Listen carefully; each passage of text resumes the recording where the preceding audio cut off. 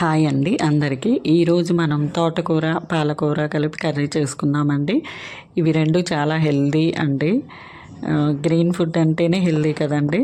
అంతకన్నా ముందు నా ఛానల్ని సబ్స్క్రైబ్ చేయండి. Please subscribe my channel. ఇక్కడ నేను 3 కట్టలు తోటకూర తీసుకున్నానండి, 2 కట్టలు పాలకూర తీసుకున్నానండి.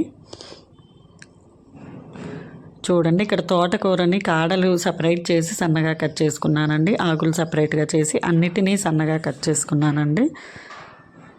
అంటే ఆకులతో పాటు కాడలను అలా కోస్తే అవి కొంచెం లావుగా అలా వస్తాయని వాటి సపరేట్ చేసి సన్నగా కట్ చేసుకున్నానండి. అప్పుడు వేగడం బాగుంటుంది, టేస్ట్ కూడా బాగుంటుందండి. నేనైతే ఇలానే చేస్తానండి. చూడండి, ఒక ఆనియన్, ఒక పచ్చిమిర్చి తీసుకున్నానండి.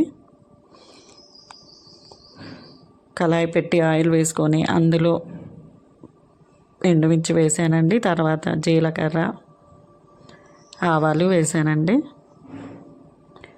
అవి వేగాక ఇక్కడ తీసుకున్న ఆనియన్ని సన్నగా కట్ చేసుకున్నానండి. పచ్చిమిర్చిని పొడవుగా కట్ చేశానండి. తర్వాత ఇక్కడ వెల్లుల్లిని క్రష్ చేసి వేస్తున్నానండి. అంతే అండి. ఇక్కడ మనం ఎలాంటి అల్లం వెల్లుల్లి పేస్ట్లు మసాలాలు వాడమండి. చూడండి, నేను 5 పీసెస్ని తీసుకున్నానండి. వాటిని కొంచెం దంచి క్రష్ చేసి వేసానండి.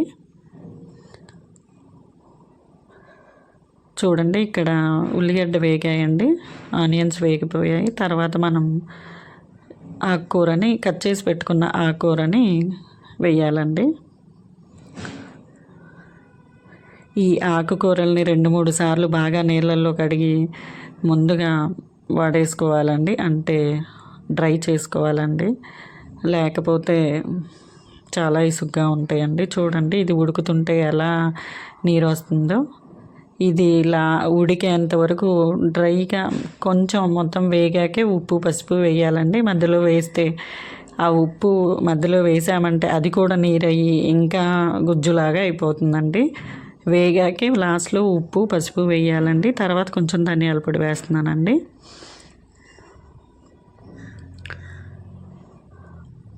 మూత కూడా పెట్టకూడదండి. మూత పెడితే ఆకుకూర కలర్ మారిపోతుందండి, నల్లగా అయిపోతుంది.